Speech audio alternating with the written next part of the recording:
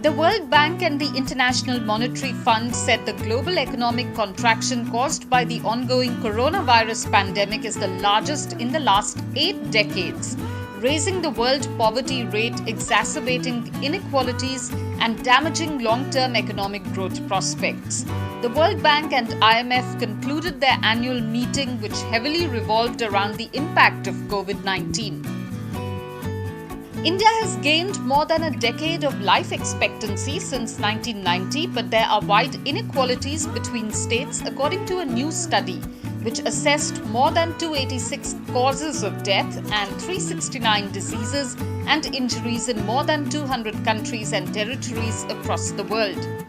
The study, published in the Lancet journal, noted that life expectancy in India has risen from 59.6 years in 1990 to 70.8 years in 2019. However, the researchers said the increase in healthy life expectancy in India has not been as dramatic since people are living more years with illness and disability.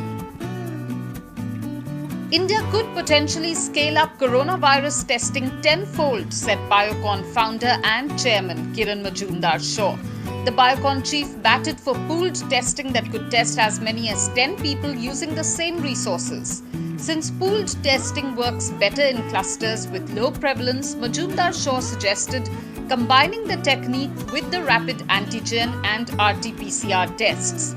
The Biocon chief said that India's biggest challenge would be to build cold chain logistics to distribute vaccines across the country in a short period of time.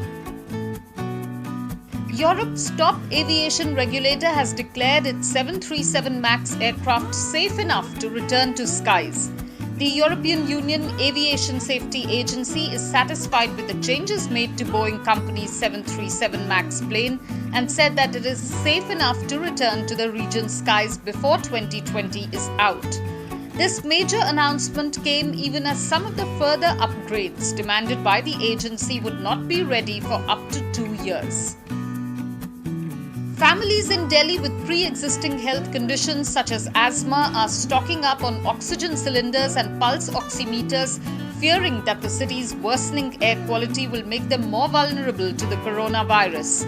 After months of relatively clean air because of a lockdown imposed to fight the virus, pollution levels have spiked to their worst in 2 years for October, caused by farmers burning crop stubble in surrounding states and cooler weather.